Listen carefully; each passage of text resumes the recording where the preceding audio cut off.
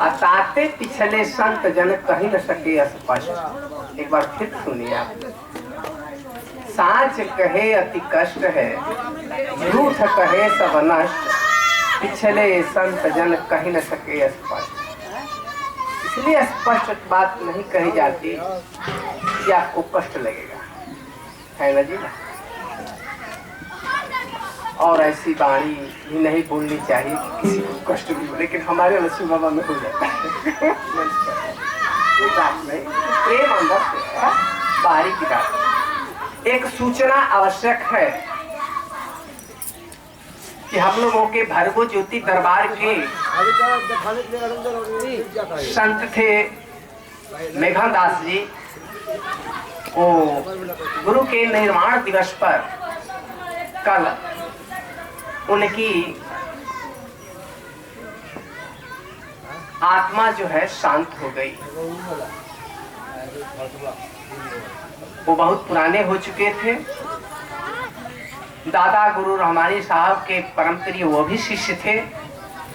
डुमरी चट्टी उनका आश्रम था। कल उन्होंने अपना अंतिम सांस ली। हम भरगो ज्योति दरबार के श्रद्धालु भक्तों को यह सूचना देने के लिए कहा कि बाबा की शांति के लिए जिस दिन तत्वदर्शी भगत कबीर रहमानी जी महाराज ने अपने शरीरांत किया, ठीक 29 जनवरी को साहब ने भी अपना अंतिम सांस ले ली। तो हम इस शोक संदेश को भरगो ज्योति दरबार को सूचित करते हैं कि उनकी आत्मा को शांति हेतु हम गुरुदेव से प्रार्थना करते हैं कि सबकी सदगति और सद्भावना मिले, और हम लोग भी तहे दिल से उनको श्रद्धांजलि अर्पित करते हैं इस दरबार की तरफ से।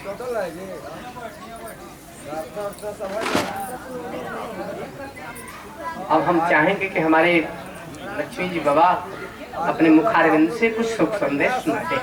नया संस्करण है ना, इसकी तो नया संस्करण है। ये पूजा आरती वाला मार्च जो है मेरे पास ये है धर्म प्रेमी हो। आज मेरे हृदय में उन महान आत्मा के बारे में जो यह माया रूपी संसार से उन्होंने यह भरगो ज्योति दरबार के सदस्य बनाए, और मैं उन्हीं के अधीनस्था में यह दरबार में ज्ञान लिए थे। आज बड़ा दुख की बात है कि हम सभी के बीच वह महान शक्ति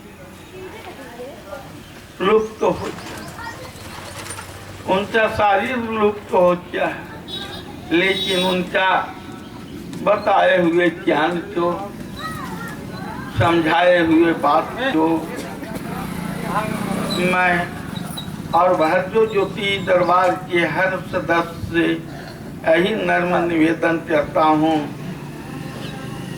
कि भरगो ज्योति का ही झंडा उठाते हुए और यह संसार से हम सभी अलविदा हों।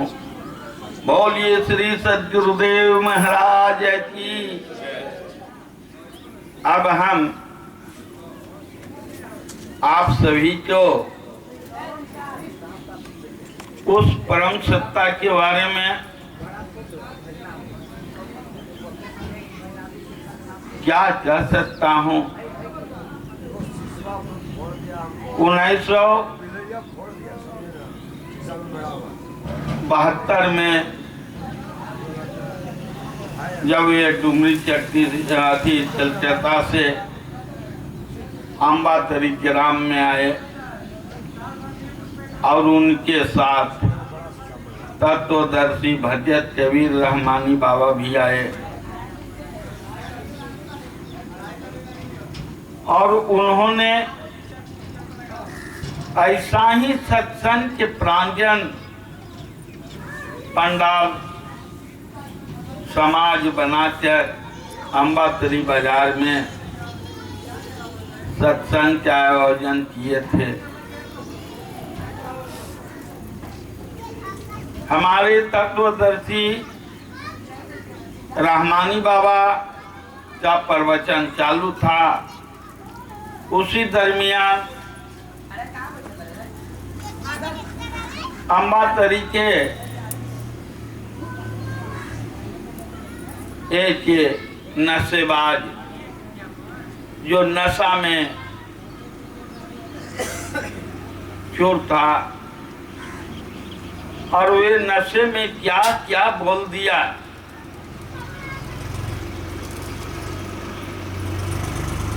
उस समाज में बैठे हुए सभी आदमी उस पर नारुष्ट हो रहे थे। लेकिन बाबा सबको शांत कराते हुए और कहें कि एक न एक दिन यह संत का सेवा करने में ही अपना प्राण त्याग देते। उस आदमी का नाम था अमृत साव। वह अमृत साव कुछ दिन के बाद महर्षि मेही आश्रम में दीक्षा लिया और अपना सारा उम्र निरामिष होते हुए भी धर्म के प्रचार में अपना प्राण निछावर कर दिया। धर्म प्रेमियों, माता एवं बहनों, आप सभी सत्संग में आते हैं, सत्संग की कार्यवाही में सम्मिलित होते हैं। सत्संग आपका प्यारा लगता है, लेकिन यहाँ आने के बाद आप सब अपने आप में मस्त और रहते हैं। आपके दिमाग में जिस दिन धैर्य से चले, उस दिन आपके माइंड में एक बात बैठा कि अमुक स्थान पर हम अपनी संस्था को सत्संग में सम्मिलित होने के लिए अमुक स्थान पर जा रहे हैं। जब अमुक स्थान पर पहुंच जाते हैं और यहाँ सारा सुख सुविधा में व्यस्त हो जाते हैं, जरा भी आपके दिमाग में बात यह नहीं रहता है कि हम टाइम पर सत्संग की कार्यवाही में सम्मिलित हों।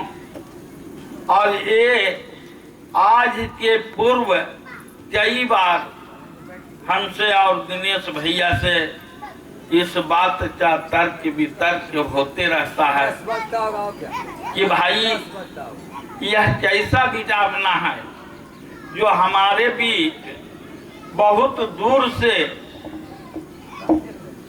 सदस्य जन आते हैं, लेकिन जरा भी उस सदस्य पर आपकी बात, मेरी बात का प्रभाव नहीं पड़ता है। यह हम दोनों में बहुत बड़ा खामियां है, या सदस्य लोगों में खामियां है। इस बात का हमेशा यह तर्क वितर्क होते रहता है। इन्होंने सत्संग का लाइन जब बतलाते हैं तो इन्होंने टाइम टेबल से हर आदमी को तैयार होने के लिए कहते हैं, लेकिन इनका कैसा वाणी है, दिनेश भैया के कैसा प्रभाव है कि जो आज सदस्य लोग उनकी वाणी पर विचार नहीं कर रहे हैं।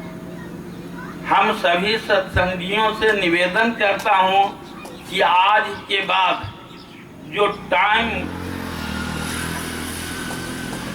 सत्संग की ओर से दिया जाए, जो टाइम टेबल निश्चित किया जाए, या तो सत्संग के पहले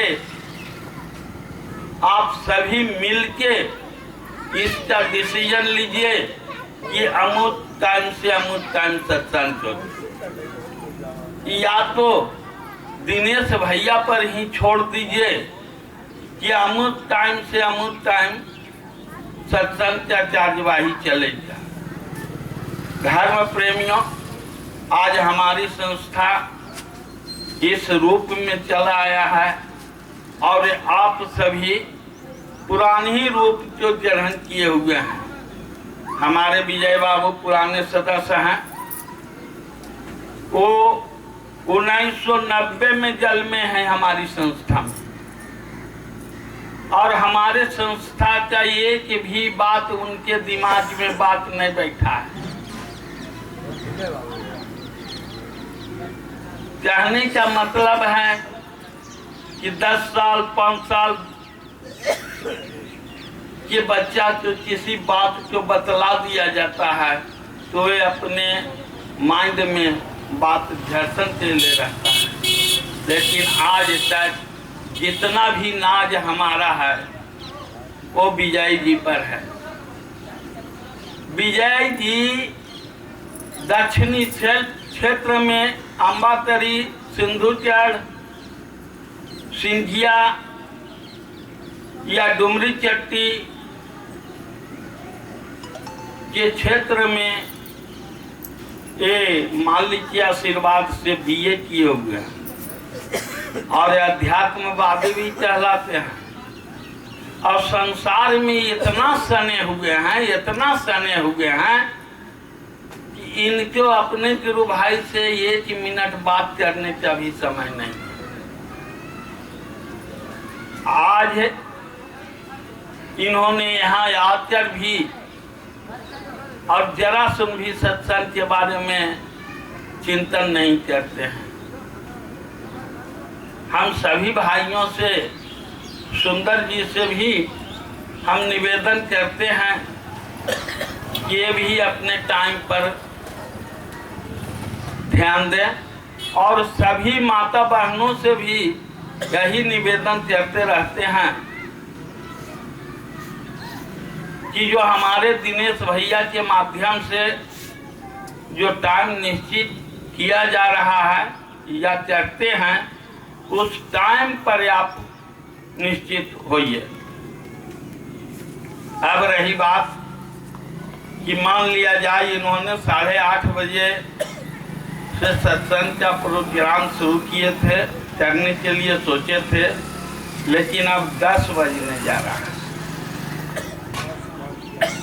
और 10 बजे आप फिनिश हुए तो क्या माने 12-1 बजे लगी सत्संग चले क्या? नहीं चल पाएगा। और फिर इन्होंने रात में ठंडा के मौसम में इन्होंने 5 बजे से निश्चित किए हैं, तो 5 बजे से 8 बजे तक सत्संग जोड़ जा। आप 3 बजे तक मैंने भोजन करते रहिए क्या 4 बजे तक, और फिर 5 बजे कैसे बैठ पाइए? हमें आपको यह बात सूचित करते हुए विवश कर देना पड़ता है। और लोदीपुर के 84 में तो हम हैं आए हुए हैं, लेकिन लोदीपुर वाले सदस्य जितने भी हैं बनारसी राय छोड़कर, पंडाल में बनारसी राय बाबू बैठे हुए हैं थे, मिले 8 बजे, लेकिन और सदस्य कहाँ हैं, किस अवस्था में हैं, कैसे हैं, न तैती अपनाने आए हैं या झुमैती अपनाने आए हैं या सत्संग में आए हैं, उन लोगों के विचार से तकलीफ होता है। हमारे राम जी बाबू पुराने सदस्य हैं, लोदीपुर के मानिंदे आदमी हैं, गायक भी हैं, उनके हाथ में कला भी है, 10 आदमी को समझने और समझाने की शक्ति भी है। तो उनको तो चाहिए 4 बजे 5 बजे फिनिश होके और हारमोनिया लेके टेरना चाहिए। सबसे गलती तो हमारे नजर में उन्हीं का है, राम जी बाबू। नाम है राम जी बाबू। त्रेता युद्ध के निवारण करता राम जी तैयार हो जाते, जब वह तैयार हो जाते, स्टेज पर आते, अपनी कला को प्रदर्शन करते, भजन देते, आदमी को समझाते, तो हमारी माँ बहन तुरंत तैयार हो जाती। आज की स्थिति और परिस्थिति के बाद हम कई बार राम जी बाबू से बोले कि आप ज्ञान विद्या में हैं, आपको जाने का च्वाइस है, आपको हर तरह से गुरु महाराज दुरुस्त या दुरुस्त बनाए हैं, तो कम से कम सत्संग का जब समय आवे तो आप तैयार रहें। लेकिन आज तक उनको हमारी बातों पर असर नहीं हुआ। आज जो लोधीपुर में आश्रम बना है, हमारे बीच पुजारी बाबा बीरबल जी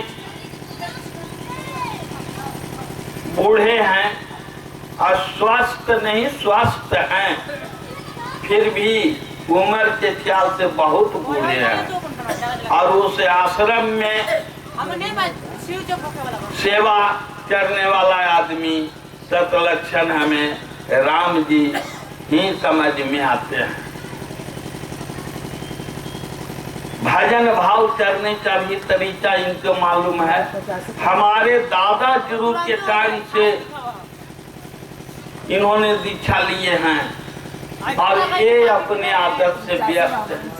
अरे भाई, संसार चलाने के लिए आप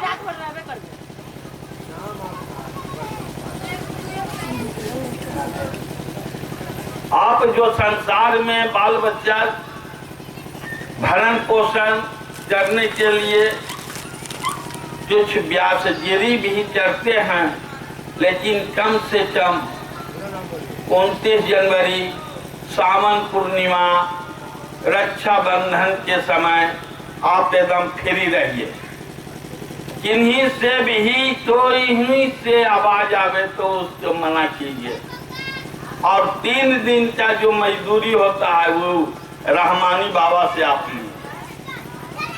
बोलिए श्री सतगुरुदेव महाराज की। कबीर साहब ने बहुत ही अच्छे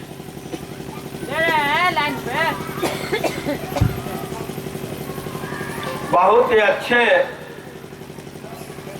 शब्दों में जहीन है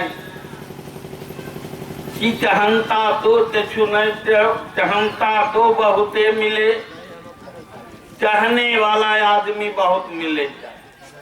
चहनता तो बहुते मिले, जहनता मिले न कोई, चहनता से कछु होत नहीं, जहनता से सब होत। हम संत महात्मा हैं, कह रहे हैं, और हमारी बातों पर आप अगर चिंतन नहीं कीजिएगा तो मैं क्या कर सकता। लेकिन राम जी बाबू आज आप हैं,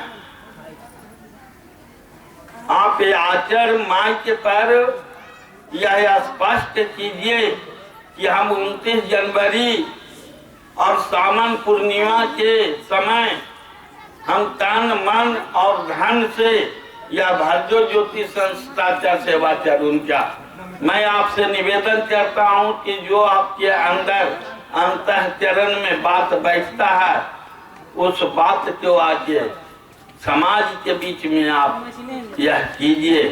और अगर नहीं बैठता है तो भी आप स्पष्ट कह दीजिए कि हमसे भरजो ज्योति दरबार का नियम कानून संभव नहीं है। बोलिए श्री सतगुरुदेव महाराज।